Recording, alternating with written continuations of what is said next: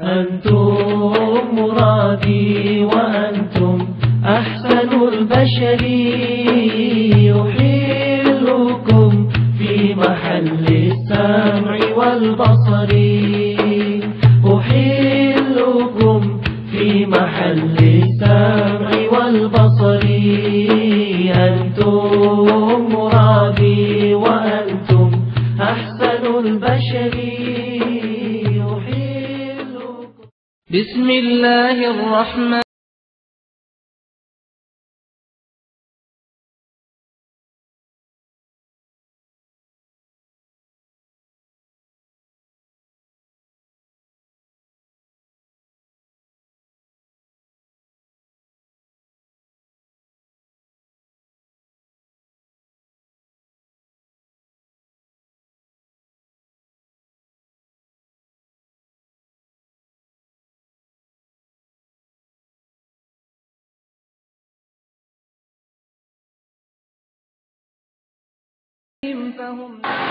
Asing tadi setiap bulan dia beli 5-6 tajuk. 5-6 tajuk CD dia beli. Tuan-tuan beli berapa? Beli ustaz, cetak rompak nak buat apa beli? Bukan boleh masuk tabung sekolah saya apa? Saya pergi ceramah di Kedah tuan-tuan, cetak rompak RM7 sampai RM15 dia jual. Subhanallah. Jadi saya minta lah pada tuan-tuan yang duk beli CD saya ni, belilah yang original. Haram jual cetak rompak. Saya dah kata banyak kali dah, jualan CD kita ni, kita nak tampung sekolah. Tuan-tuan pergi ke sekolah saya tu, besarnya penjualan CD ni, kita boleh naik sekolah. Kita bukan ada bantuan pada kerajaan, kita tidak ada bantuan daripada korporat swasta, tidak ada. Semuanya sedekah dan wakaf orang ramai. Terima kasih pada banyak orang yang tolong. Termasuklah jualan CD. Bila ambil cetak rompak, kita dah menipu orang ramai. Satu orang dia kata, ustaz, saya jual sebulan cetak rompak ustaz punya 500 keping. Saya tanya pasal apa kamu tuan-tuan dijual? Dia kata, saya dapat daripada supplier. Supplier kata, ini cetakan kedua. Cetakan pertama dah habis. Ini cetakan yang kedua. Walaupun cetakan kedua, kita sumbang juga untuk sekolah. Pembohong, tuan-tuan. Dah lah, curi pembohong pula. Tak guna pakai kepiah. Tak guna takbir kalau meniaga penipu. Bukankah orang yang meniaga, yang jujur akan dapat arasy Tuhan di hari kiamat? Tetapi kalau peniaga yang membohong, tak akan dapat.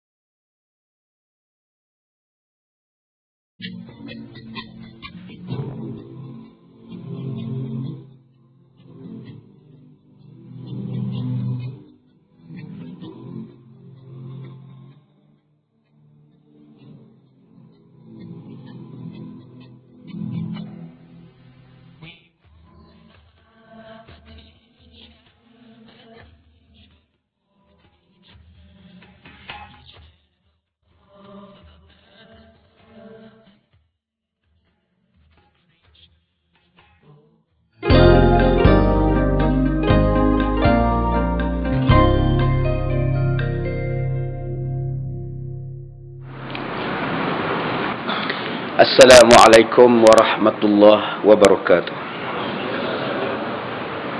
Bismillahirrahmanirrahim. Alhamdulillahi rabbil alamin.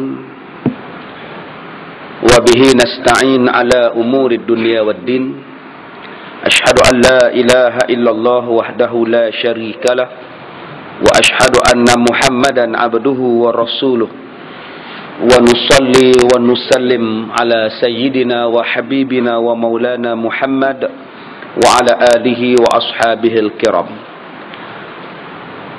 Muslimin dan muslimat, mudah-mudahan dirahmati Allah. Alhamdulillah, kita mulakan pembacaan kitab kita di Masjid As-Sabirin ini, dan kita membaca kitab Bahrul Madhi jilid yang ke-16, bab zuhud, abwabul zuhdi, bab berkenaan dengan zuhud. Baik, kitab Bahrul Madhi jilid yang ke-16 dikarang oleh Syekh Al-Marbawi. Jadi tuan-tuan boleh dapatkan di kedai, di toko-toko kitab. Mudah-mudahan kitab ini sangat bagus, membicarakan berkenaan dengan zuhud, berbicarakan berkenaan dengan tasawuf. Mudah-mudahan kita mendapat banyak manfaat daripada kitab yang akan kita baca ini. Zuhud apa maknanya? Kata ulama, bermula makna zuhud ialah tidak berkehendakkan dunia. Zuhud mempunyai banyak maksud. Maksud yang pertama, tidak berkehendak kepada dunia. Apa maksud tidak berkehendak kepada dunia? Dunia ni tidak disimpan di dalam hati. Perkara yang melibatkan dunia, dia tak simpan dalam hati. Hilang ke, rosak ke, tak dapat ke dunia, dia tidak ada rasa terkilan pada dia. Benda dunia aja. Setakat kereta hilang, tak apa, bas pun banyak. Komuter pun ada, LRT pun ada, teksi pun ada.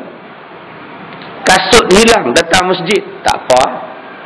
Lain kali datang tak payah pakai kasut dah. InsyaAllah tak hilang dah kasut, sebab tak pakai kasut. Apa masalah? Itulah yang dikatakan zuhud. Bukanlah maknanya zuhud ni langsung tidak mau dunia.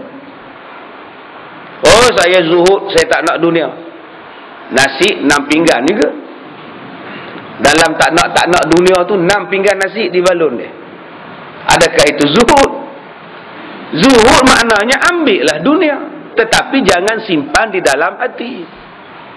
Jangan kita letakkan dunia setara atau melebihi akhirat. Sebab ada orang faham, Rabbana atina fid dunya hasanah wa fil akhirati hasanah wa qina azabannar. 50 dunia, 50 akhirat. Tak betul tu. Mana boleh 50 dunia, 50 akhirat? Dunia ni sekejap je, akhirat tu lama. Dunia ni sikit, akhirat yang banyak. Akhirat kena lebih, dunia ni sikit je. Tak lama, 2-3 hari kita mati lah. Mana boleh kita buat 50-50? Ini bukan permainan bola sepak. Peluang untuk menang kita 50-50. Itu bola sepak boleh lah. Tapi dalam bab dunia dan akhirat, dia lain. Akhirat kena utamakan, akhirat didahulukan. Letaknya gitu. Baik, itu yang pertama. Yang kedua, cenderung hati kepada akhirat. Zuhud makna yang kedua ialah cenderung hati kepada akhirat. Yang dia lebihkan akhirat. Dalam dunia ni banyak benda yang dia tak dapat. Dia kata tak apa, janji saya dapat akhirat. Isteri tak dapat dalam dunia. Asal kahwin, cerai. Asal cerai, kahwin. Elizabeth Taylor tu tuan-tuan, bertunang kali ke-9. Umur dia 76 tahun. Elizabeth Taylor bertunang lagi. 56 tunang dia yang terbaru ni. Masya Allah. Setengah kita kata, ya Allah, dah tua-tua nak buat apa ustaz? Biarlah dia tuan-tuan, tahulah dia nak buat apa. Tak payahlah kita siang malam fikirkan apa nak buat tua-tua tu ustaz. Elizabeth Taylor tahun 50-an punya hero filem ni. Tuan-tuan, banyak orang yang tak ada kahwin, banyak orang yang tak ada anak, banyak orang yang tak ada kaya, banyak orang yang tak ada harta. Tak apa, nanti di hari kiamat, anak pun ramai, isteri pun ramai, harta pun banyak, suami pun banyak, tak kisahlah. Bidadara pun ada, bidadari pun ada. Yang pentingnya akhirat. Dalam dunia ni banyak kerja kita, banyak kerja buat kita, orang tak puji. Kadang-kadang orang kutuk kita lagi. Tuan-tuan ingat jadi ustaz ni orang puji ke? Orang kutuk lagi ada. Tak apalah, biarlah orang kutuk. Janji akhirat tak mengutuk kita. Jangan kita di dunia kita nak orang puji kita. Di hari kiamat malaikat laknat kita. Allah tak tengok muka kita. Yang tu yang kita tak nak. Kita sekarang pentingkan akhirat. Itu pendapat atau makna yang kedua. Makna yang ketiga, setengah ulama berkata zuhud ialah meninggalkan asbab dunia sama sekali. Ini pendapat yang nombor dua. Pendapat nombor dua ialah tinggalkan dunia sama sekali. Sudah tuan-tuan. Tak ada rumah pun tak apa.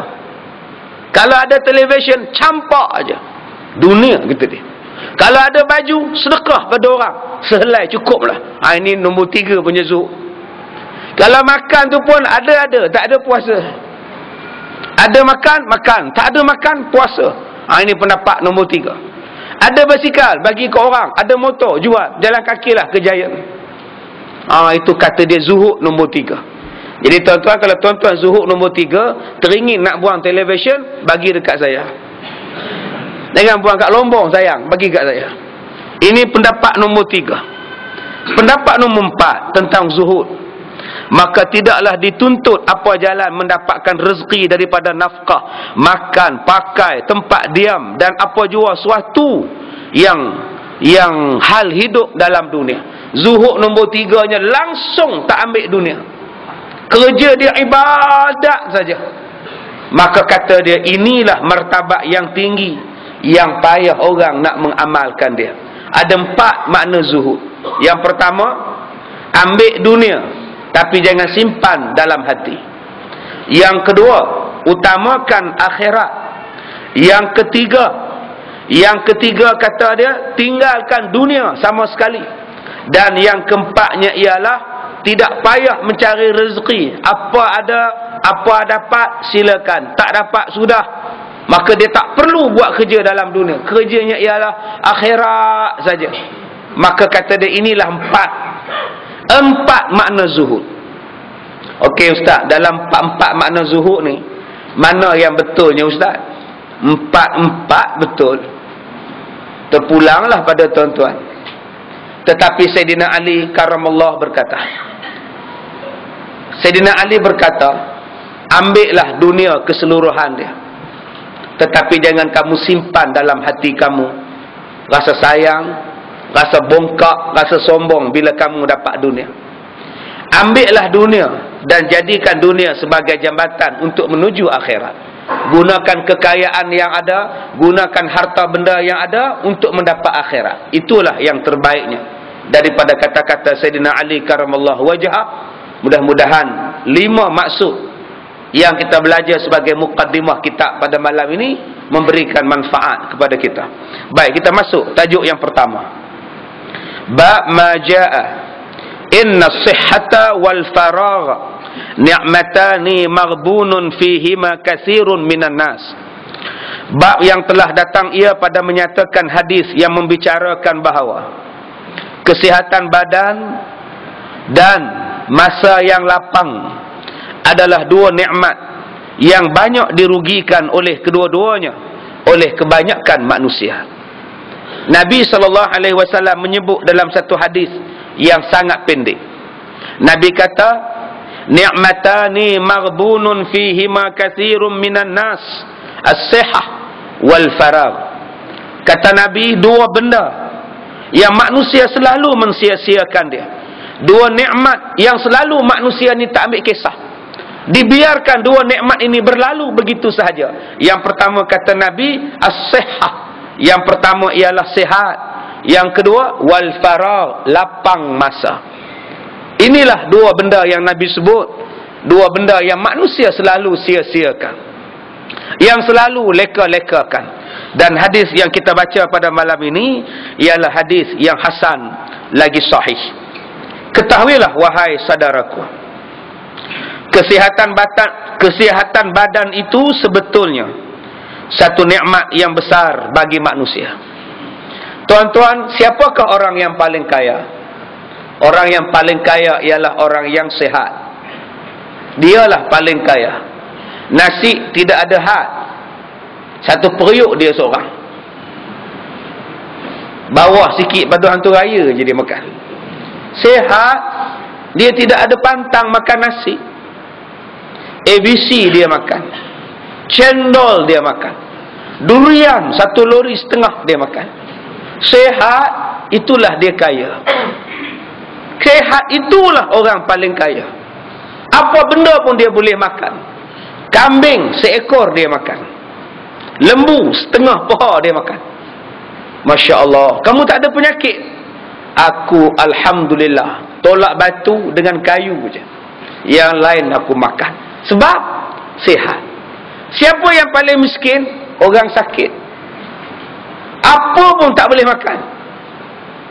Makan nasi mak, taklah. Tak boleh makan. Makan oat ajalah. Mak tak nak berjalan pergi Pulau Pangkor, mak cuti. Tak payahlah, aku lumpuh. Apa dia boleh buat? Mak tak nak pergi supermarket, mak. Apa faedah aku pergi supermarket? Jalan pun tak boleh. Duit bertimbun-timbun. Barang mah 6 kilo. Ada orang datang jumpa saya minta tolong kirakan barang mah dia 2 kilo. Berapa kau nak kira ni? Tak banyak ustaz. Berapa? 2 kilo. Masya Allah, barang mah 2 kilo tuan-tuan. Udah macam penyamun, 40 penyamun dah. 2 kilo tu dia buat mari. Hoi, ya hoi, bawa dia bawa nak bayar zakat. Tak apa nak ngira zakat. Saya kata akak pergilah je bawa agama, kira di sana lah. Saya bukannya tahu kira ni. Tuan-tuan yang dirahmati Allah, dia kata nikmat yang paling besar ialah nikmat sihat. Tuan-tuan, ni ada skrin semalam saya sebut di Masjid Ar-Ridwan Hulu Kelang. Jangan skrin ni pasang masa kita buat kuliah maghrib saja. Tak ada kuliah maghrib pun pasang. Malam ni tak ada kuliah maghrib, pasang. Semayang Jumaat sebelum khutbah, pasang. Apa benda yang kena pasang? Macam-macam. Sebab tu nanti kalau kita pasang macam-macam, orang akan sebut Masjid As-Sabirin. Apa ada di Masjid As-Sabirin? Macam-macam ada. Sebab kita memacam-macamkan skrin. Tuan-tuan, tunjukkan gambar orang sakit masa semayang Jumaat. Orang aksiden, tunjuk gambar di sini. Orang yang sakit, wayarnya masuk ke hidung, tunjukkan di skrin. Tengokkan macam mana orang sakit makan ikut hidung. Tuan-tuan tak tengok orang sakit makan ikut hidung, masuk tiup ke hidung ni. Kita tengok tiup ke hidung tu pun kita dah rasa semacam. Belum masuk lagi, kita tengok saja. Cuba tuan-tuan tanya pada orang yang masuk ke hidung, apa rasa haji masuk ke hidung ni haji? Nyilu ke? Sakit ke? Selesa ke? Hei, tak tahulah tuan-tuan. Anak dia ambil tiup bubuh nestem, bubuh susu. Kita nampak susu tu turun masuk dalam hidung perlahan. Tuan-tuan cuba tanya doktor atau nurse, tiup tu sampai di perut, sampai di mana? Di sini saja ke? Tiupnya sampai di tengkok saja ke? Ataupun tiupnya sampai ke dalam? Nak masuk satu hal, nak tarik besok satu hal. Sekarang kita makan, subhanallah, senangnya makan, ngap makan. Kenapa tak bersyukur?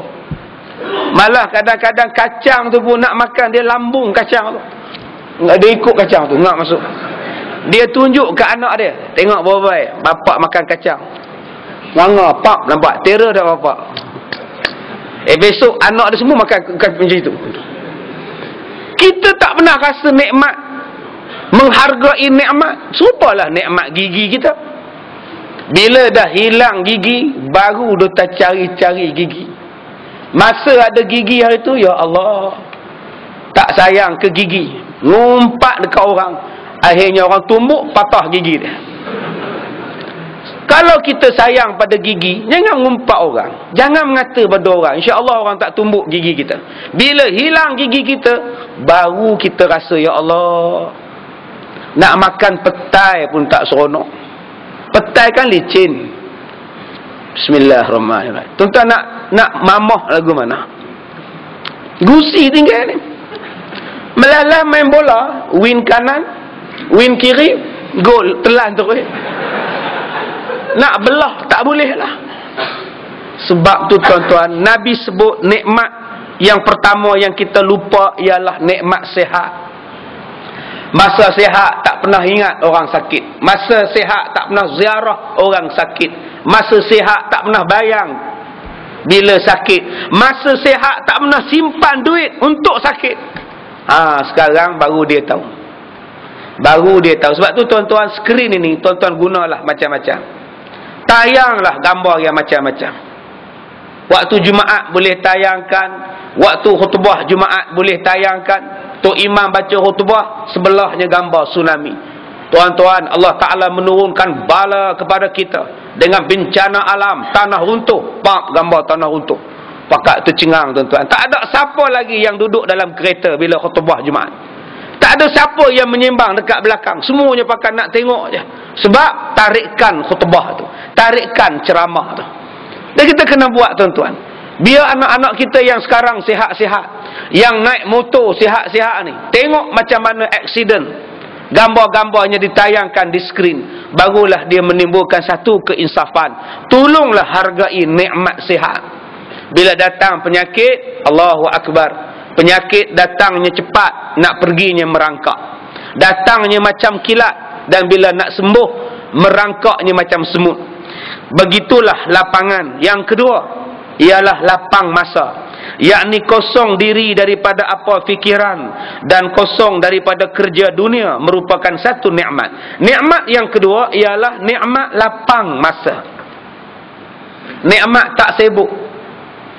Anak tak ada, duduk dua-dua orang, suami isteri. Anak tak ada, cucu tak ada. Seronok tak? Seronok. Lapang masa. Orang lain menyebutkan anak. Mana anak? Entahlah, hilang. Itu yang keluar paper ni, anak cari hilang. Ada orang anak sakit, berulang di hospital. Suami jaga sehari, isteri jaga sehari. Kita anak tak ada, cucu tak ada. Maknanya kita lapang. Itu nikmat. Kita sekarang tak payah cari duit. Orang bagi duit bulan-bulan, nama dia pencen. Duduk menung-menung je. Untungnya tuan-tuan, ada manusia yang kerja dia meronda je, dapat duit. Nama dia postman. Ronda je, Taman Permata, Melawati, AU5, AU4, cukup bulan dapat duit. Naik gaji pula tu baru ni. Nama dia postman. Ada orang kerja dia goyang kaki je dapat duit. Namanya tukang jahit. Senang je tuan-tuan. Nikmat yang Allah Ta'ala bagi, nikmat lapang. Sekarang pencen, tidak ada kerja, duit dapat, hutang dah bayar, kereta dah habis, rumah dah habis, apa benda pun tak ada. Haji dah buat, umrah dah 4 kali.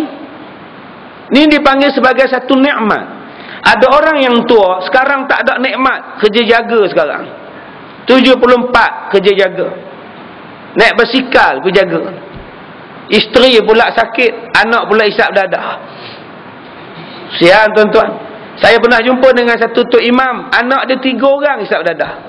Umur 70 tahun lebih. Sekarang Tok Imam ni dulu kerja kelang, sekarang ni apa dia buat? Orang tak bagi jadi imam pasal dah tua, 70 lebih. Sekarang dia ambil upah baca Quran, ambil upah buat tahlil. Mana-mana orang panggil dia buat tahlil untuk sekian-sekian nama, pada hari Jumaat pergilah di kubur baca Yasin. Dapatlah duit RM50, RM20. Itu sajalah yang dia buat. Tak ada duit, miskin. Anak-anak yang kerja semuanya isap dadah. Isteri tak kerja apa. Tuan-tuan bayangkan, nikmat dia hilang. Daripada muda sampai dia ketua, dia tidak ada nikmat untuk hidup.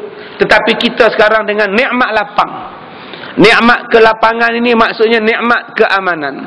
Tuan-tuan datang semayang di Masjid As-Sabirin, tuan-tuan tak fikirkan bom ada ataupun tidak.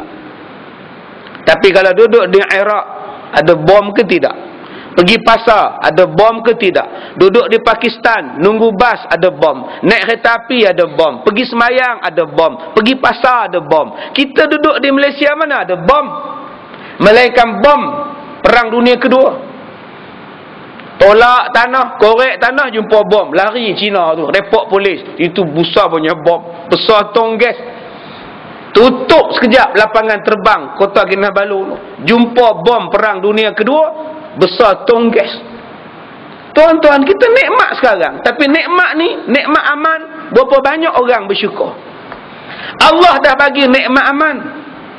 Tak fikir masalah bom di masjid, bom di pasar, bom di kereta api. Tak fikir masalah.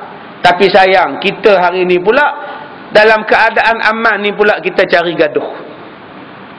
Dah aman Allah Ta'ala bagi, main masjid cantik, masjid ada aircon, masjid ada skrin lagi. Dah bergaduh pula dah. Nak wirid ke tak wirid lepas sembahyang. Nak kunut ke tak kunut lepas sembahyang. Gaduh pula. Akhirnya banyak kerja pula nak selesai masalah kunut dengan tak kunut. Padahal Tuhan dah bagi aman dah. Ibadahlah puas-puas. Hang nak buat kunut, hang buat. Hang tak nak buat, sudah. Aman dah ni. Kita hari ni paksa nikmat aman. Tu yang kita banyak masa untuk bergaduh. Adakah kita ni nak jadi gempa bumi, nak jadi perang sama-sama kita, nak jadi tanah runtuh baru kita nak jadi baik? Sekarang ni Allah dah bagi nikmat aman. Balik rumah ni confirm ada nasi di rumah. Kalau tak ada nasi di rumah, pi ke nu gerai nu, pasar makan apa nama nu, Medan Selera, Taman Melawati, punya ramai manusia nak cari nasi ayam beratok lah, hebat. Nak cari cendol itu beratok tu. Siang tadi saya pergi tengok tadi, beratok tunggu nasi ayam. Tengah panas tu beratok. Agak-agak kalau nak semayang beratok lagu tu dah. Amannya kita hebat. Di Parit Perak nak beli sate beratok. Saya pergi ceramah belah Manjung, belah Seri Iskandar, saya akan tengok depa beratok beli sate. Tukang tu punya kipas ni. Beratok pergi ke jalan. Masya Allah, hebat tuan-tuan. Bak makan ni kita sanggup beratok. Bak agama beratok lah. Kita bila Allah Ta'ala berikan nikmat aman, nikmat lapang, kita banyakkan masalah pula. Akhirnya kita banyak masalah apa? Berbalah. Sudahlah berbalah dalam bidang politik, kita sekarang berbalah pula dalam bidang ibadah. Yang ini kata sesat, yang ini kata bid'ah, yang ini kata haram, yang ini kata harus. Akhirnya pecah belah. Sebab kita banyak lapang. Bila banyak lapang masa, dia mula duk fikir sana, duk fikir sini.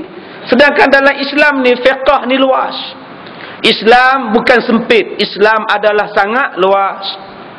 Hari ni buat kunut, buatlah. Besok tak nak buat, tak apa. Senang je. Tok Imam beritahu, tuan-tuan, hari ni kita buat kunut. Sebab berlaku ribut semalam, banyak masalah. Kita buat kunut sebab kawasan kita ni denggi banyak. Jadi pagi ni kita buat kunut. 2 hari lepas tu pula Tok Imam umum, tuan-tuan, pagi ni kita tak payah kunut lah. Pasal denggi pun dah kena tangkap lah. Tak payah buat lah. Tak payah buat sudah. Tuan-tuan, Nabi Muhammad dia buat kunut sebab ada sebab. Maka orang kita kata, kita sekarang tak ada sebab. Pasal apa nak buat kunut? Tak ada sebab kita kata. Yang denggi mati berapa ramai? Yang kencing tikus berapa ramai mati? Tuan-tuan, singki atas rumah, tikus berenang-renang dalam singki, dalam tangki tu. Ada tuan-tuan cek, tuan-tuan mandi di bawah, tuan-tuan kena kencing tikus. Bukan bala ke tu? Tangki di atas. Siapa yang rajin pergi tengok tangki dia? Tak, tangki tu tikus buat swimming pool. Lepak duduk bersantai ya. Yo, terjun. Kuat kupu-kupu. Kuat lentang je tikus. Dia kencing dalam air tu, kita pula mandi di bawah, kencing tikus. Berapa ramai dah mati dah. Bukankah itu bala? Maka dengan sebab itu, kalau nak buat kunut, silakan. Bala sekarang berada di mana-mana. H1N1 mati lagi. Dia bukan setakat orang kampung mati kerana semua babi. Lawyer pun. Pakai baju putih, jubah hitam, kena dengan H1N1, mati juga dia. Apatah lagi kita yang bukan lawyer. Kita lawyer buruk aja. Maknanya bila-bila masa kita boleh ditimpa musibah, dan yang keduanya musibah berada di mana-mana dalam masyarakat, maka alangkah baiknya kalau kita baca kunut, minta supaya dijauhi kita daripada musibah. Salahkah perbuatan itu? Adakah itu sebab kita nak berpecah? Adakah sebab itu kita nak bergaduh? Nampak sangat tak relevannya kita. Tetapi kenapa tetap kita nak bergaduh? Jawapan dia senang. Sebab kita aman. Bila kita aman, kita banyak lapang masa, maka banyaklah masa kita untuk bergaduh, bertekak dan sebagainya. Kalau kita sibuk, kita tak ada masa dah nak tekak. Baik, kemudian kata dia, kerana dengan sesungguhnya ketiadaan sihat badan itu menyusahkan bagi seseorang yang bersifat dengan dia pada kehidupan dan ibadah. Bila kita sakit, kerja dunia jadi susah, kerja akhirat pun jadi susah. Saya ni dah lama sangat tak jumpa Abang Haji ni. Baru malam ni jumpa dia. Hari ni dia sembahyang atas kursi tu. Tak bangga ke tuan-tuan? Orang lain semua bawah, dia seorang di atas tu. Sikit punya seronok ke dia. Bangga je rasa tuan-tuan. Udah macam director sekarang ni. Orang lain duduk, director Ahmad Nispu duduk atas kursi. Dan dia pun take action. Dia uzur, dia sakit, tangan dia patah. Dulu kuliah subuh saya dia datang, kuliah duha dia sampai, dia bawa Walkman ni dia rakam ni. Bila sakit baru kita tahu. Nak mengaji pun susah. Nak duduk lama-lama pun susah bila sakit. Nak bertinggung pun susah, semua susah. Itu dalam bab ibadat. Nak ambil wuduk pun payah.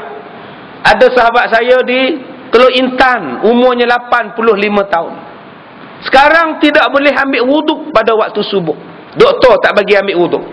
Sebab bila dia ambil wuduk pada waktu subuh, dia sakit dalam tulang ni, dia sakit. Maka doktor suruh dia, syorkan dia ambil tayamum. Tiap-tiap subuh tayamum. Mandi tak boleh. Nasib baik isteri dah mati. Dia seorang 85 tahun nak mandi apa dah? Pencen dah pun. Bayangkan tuan-tuan. Doktor kata jangan wuduk, Abang Haji ambil tayamum. Sakit. Bila hujan pakai baju 4-5 lapis. Aircon tak boleh duduk. Pasal apa? Tulang dia rosak, dia tak boleh kena sejuk. Tapi tuan-tuan, semangat dia kuat. Dia mari daripada rumah dia pergi masjid berjalan kaki. 85 tahun. Dia pencen angkasa puri punya RTM orang. Tuan-tuan, dia makan pencen lebih lama daripada dia makan gaji. Hebat orang tua ni. Sihat walafiat. Kalau tuan-tuan tengok dia, saya kagum. Spek mata tak payah pakai. Cuma telinga aja pekak sikit, kena cakap kuat. Abang, baik. Dia pekak. Kalau cakap slow dia tak apa dengar. Telinga aja, mata okey, gigi pun okey. Kalau tuan-tuan tengok gigi dia cukup rapi dia jaga. Tersusun sama. Ya, gigi palsu. Memang cantik. Sama je. Subhanallah. Cantik ya. Pandai dia jaga gigi dia. Jadi kita ni sekarang ni tuan-tuan, Allah Ta'ala bagi kita mandi boleh, kena air boleh, minum boleh. Nikmat. Tapi kita jarang bersyukur. Tuan-tuan ni, mereka bubuh labu kaca ni atas saya, atas meja ni. Ni lama punya labu ni. Kaca lagi. Gelas, satu gelas air. Kita boleh minum. Saya boleh minum ni habis ni. Satu labu ni saya boleh minum. Tetapi ada orang yang sakit, dia hanya boleh minum 2 gelas je sehari. Ni, duk cuci buah pinggang ni. Seketui benda dalam ni. Doktor tak bagi minum banyak-banyak. Nanti tak boleh kontrol, bengkak pula kaki, bengkak pula pinggang, buncit perut. Ayak tak boleh minum lah. Habis dah Allah tarik nikmat sihat. Maka dia kata bila dah datang sakit, kena cuci buah pinggang seminggu 3 kali. Nak pi kenuri payah. Nak pi berjalan rumah anak susah. Sehari tak cuci, besok baru nak cuci, udah jangkitan kuman datang pada buah pinggang. Masuk hospital pula.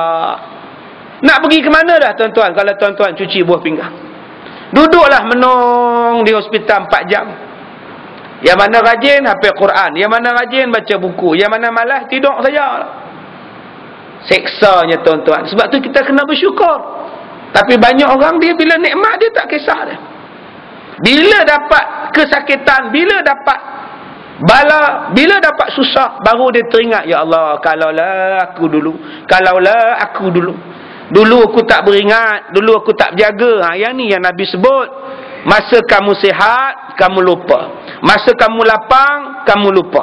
Manakala apabila cukup sihat dan afiat pada badan, dapatlah dicapai apa kerja, sama ada kerja dunia dan kerja ibadah yang menjadi bekal di hari kiamat. Kata dia, bila kita sihat, kerja amalan jadi senang. Nak pergi umrah senang, nak buat haji senang, nak semayang senang. Sebab kita sihat. Bila kita sihat, kita boleh baca Quran sehari 3 juzuk, sihat. Bila kita sihat, kita boleh semayang setiap waktu. Bila kita sihat, kita boleh puasa sunat. Bila kita sihat, kita boleh berjalan, berdakwah. Kalau saya sakit, saya tak boleh dakwah. Tapi dengan sebab saya sihat, saya berdakwah. Saya berjalan, kerja mengajak orang supaya sayang pada Islam, supaya cinta pada Islam. Kalaulah saya sakit, macam mana? Nak dakwah dengan siapa? Nak dakwah dengan doktor? Nak dakwah dengan nurse di hospital? Tak boleh dah tuan-tuan. Duk terkedang atas katil. Tak boleh dah. Sebab tu ustaz pun kena jagalah kesihatan. Ini tidak. Asyik jumpa makan. Asyik makan jumpa. Asyik habis ceramah balun. Asyik balun habis ceramah. Usaha akhir-akhirnya kencing manis semua ustaz. Kaki kena potong, jari kena potong. Saya dah sebut dah pada tuan-tuan. Walaupun jari dipotong, Allah masih sayang pada kita. Orang kencing manis, jari dipotong, jari kaki. Allah sayang tu. Bila potong jari, boleh jalan lagi. Buatnya orang kencing manis, nak ubat dia kena potong kepala. Macam tak, susah hati kita. Makcik, untuk menyelamatkan nyawa makcik, kepala makcik terpaksa dipotong. Makcik jawab, potonglah, janji makcik selamat. Itu dia. Nak selamat apa tuan-tuan? Jadi kita kena faham, kena jaga kesihatan. Ada satu ustaz, suara dia hilang dah sekarang ni. Terlalu banyak bercakap, peti suara pecah. Pecah peti suara. Sopa kita lah, ada speaker dekat kereta kita. Buka sampai habis meter. 30 bukanya. Gedegang. Sekarang udah pecah speaker dia. Pecah dah sekarang. Serupalah ustaz pun tiap-tiap hari ceramah, sekarang suara tak ada. Sakit tekak tuan-tuan, kena buat operasi pula dah. Baik, kemudian dia kata, bila kita cukup sihat, kita boleh buat kerja dengan senang, kerja dunia. Nak kerja senang, tak payah MC, tak payah susah hati, kerja dalam keadaan sihat. Maka untungnya badan kita sihat. Begitu juga dengan kelapangan. Bila kita lapang diri daripada berfikir dan kelapangan diri daripada kerja-kerja dunia, selamatlah kita. Kalau tuan-tuan tidak ada masalah, lapang tak? Lapang. Sangat-sangat lapang. Anak di mana, Mat? Anak saya di Kuala Lumpur. Kerja apa? Cikgu. Menantu pun cikgu. Okey ke dia orang? Setakat ni okey, alhamdulillah, bagus. Anak nombor 2 doktor. Isterinya apa? Isterinya suri rumah. Alhamdulillah lah, nampak gayanya aman lah. Alhamdulillah. Kamu sihat? Sihat. Isteri? Sihat. Apa buat sekarang? Apa lagi nak buat? Saya tiap-tiap malam pergi kuliah, balik tidur. Besok pagi kuliah subuh, pergi lagi. Kemudian semayang, itulah saya buat. Sabtu Ahad kalau ada kenduri, ziarah lah. Kalau pergi Sabtu Ahad, bawa isteri pergi ziarah adik-beradik. Itu sajalah. Seronok dah hidup dia. Seronok. Tuan-tuan bayangkan kalau tuan-tuan tidak ada kelapangan. Tidak ada lapang. Lapang pemikiran tidak ada.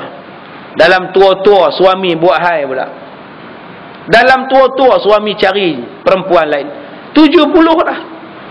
Nak cinta lagi dengan perempuan 30 tahun. Tak pening kepala makcik ni. Sekarang tak tahulah ustaz, suami makcik kepiah menghilang dah ustaz. Duk belah tengah dah rambut ni. Tak tahulah, kata masjid pun tinggal dah lah. Lah pakai seluar jean, t-shirt masuk dalam ustaz. Makcik susah hati lah ustaz. Makcik ni nak semayang pun susah, nak berzikir pun susah, nak semayang pun teringat ke siapa? Allahu Akbar, teringat ke siapa? Ya Allah. Dalam semayang dia sebut ya Allah. Tak tahulah ya Allah. Suami buat hai. Dengar kata ustaz sana mustajab, dia bawa beras, dia bawa air minta jampi bagi suami dia makan minum. Dengar kata belah sana pula guru pondok sembahyang hajatnya bagus. Start kereta pula, pergilah jumpa guru pondok, minta buat sembahyang hajat supaya lembut hati suami ni. Janganlah duk bercinta lagi. Susah hati tak makcik ni? Susah hati tuan-tuan. Begitu juga dengan pakcik. Pakcik pun susah hati. Kalau keadaan hidup dia tidak tenang, isteri dia sekarang ni jadi sakit, isteri dia senyum seorang-seorang. Senyum seorang-seorang. Malam-malam bangkit, tengah malam buka pintu, keluar berjalan. Ada yang macam itu tuan-tuan. Hilang malu suami ni. Ambil kereta, kejar isteri. Buh dalam kereta. Bila dah berjalan, dia keluar pula dah. Subhanallah. Saya pernah jumpa dengan satu suami, suatu isteri, mak yang anak dia hyperaktif. Tengah berjalan bawa kereta ni, anak buka cermin tingkap, terjun. Oh, tak tahu saat ni buah pinggang ni rosak ni. Pak saya anak tu terjun masa kereta tengah berjalan. Buka cermin tingkap, terjun. Hero, Superman. Tu yang ada anak jadi susah belah anak. Yang tak ada anak pula susah orang duk mengata. Semua pemikiran kita ni, pemikiran kita. Balik kampung, mak mertua kata, tak tahulah bila nak dapat anak. 12 tahun dah menikah, tak ada anak. Tak tahulah. Badan subok, tapi tu dia lah. Sekali lagi kawan telefon pula, hang tak ada apa-apa lagi ke? Tak ada. Berapa tahun apa kahwin? 12 loh. Aku 2 bulan dapat anak tau. Bangga pula dah habaq. Aku lepas nikah 2 bulan terus dapat anak. Hang 12 tahun tak ada, hang tak reti. Sakit jiwa ni tuan-tuan. Mula-mula suami faham, mula-mula suami tak kisah. Walaupun suami tu nama dia bukan Aiman, tapi dia tak kisah. Tak apalah apa, hang tak ada anak, kita tak ada anak pun syukurlah apa. Tapi kadang-kadang orang duk asak suami dia. Apalah kalau aku jadi hang din, aku menikah lah. Apa pula kita laki boleh sampai 4 din. Bini hang tak ada anak, nikah lah. Nampak ni kawan batu api. Ke api batu ni. Duk hasut kawan ni. Kalau tiap-tiap hari digasak, diasak, agak-agak macam mana? Cubalah kalau kita ada kawan yang tak ada anak, cuba kita bagi semangat pada dia. Sabarlah din. Adalah sebab Allah tak bagi anak. Tapi aku tengok isteri hang pun okey. Isteri hang taat dengan hang lah. Mungkin kalau dapat anak, dia tak jaga hang dah. Dia duk sibuk jaga anak. Hang pula kelang kabut. Sekarang nampak dia jaga hang betul-betul. Dia jaga hang elok-elok pasal tak ada anak. Untung. Macam aku ni din, anak aku 4. Bini aku kan jaga aku. Dia kan jaga aku. Bila anak nak susu, dia buat. Aku nak susu, dia suruh bancuh sendiri. Alah pak, hang tak nampak, hang tak rasa aku. Aku kadang-kadang tu dia lah. Aku ajak tidur, dia kata anak nak tidur dulu. Bagi tidur anak dulu. Lalah aku tidur. Bila aku jaga pukul 3 pagi, dia tidur sebelah anak dia. Aku nak buat apa? Nampak tak tuan-tuan? Cuba kita bagi semangat macam itu. Tapi orang tak nak bagi semangat. Kita nak kutuk saja. Kutuk saja. Akhirnya dia jadi pemikiran kusut. Bila pemikiran dia kusut, dia mula nak cari paksai. Pelempang pun nak bagi sajalah. Ugut pun sampailah. Aku menikah lagi seorang kot. Bila isteri pula kena ugut tiap-tiap hari, bila isteri duk kena kata macam tu tiap-tiap hari, dia tak semangat nak jaga suami dia. Dia tak semangat lah. Saya jaga macam ni pun, abang sebut macam tu. Saya dah taat abang macam ni pun, abang gatal lagi nak buat. Apa lagi tak kena dengan saya? Masalah saya nak dapat anak bukan urusan saya abang. Oi. Apa yang kita tak usaha? Semua saya dah usaha. Abang suruh telan makjun, saya telan. Dengan botol makjun tu pun saya telan. Nampak? Dah Tuhan tak bagi. Masa tu dia gasak isteri dia, dia hentam isteri dia, akhirnya rumah tangga jadi apa? Bila rumah tangga tak seronok, main mengaji pun, seorang masjid As-Sabirin, seorang lagi masjid Hulu Kelang.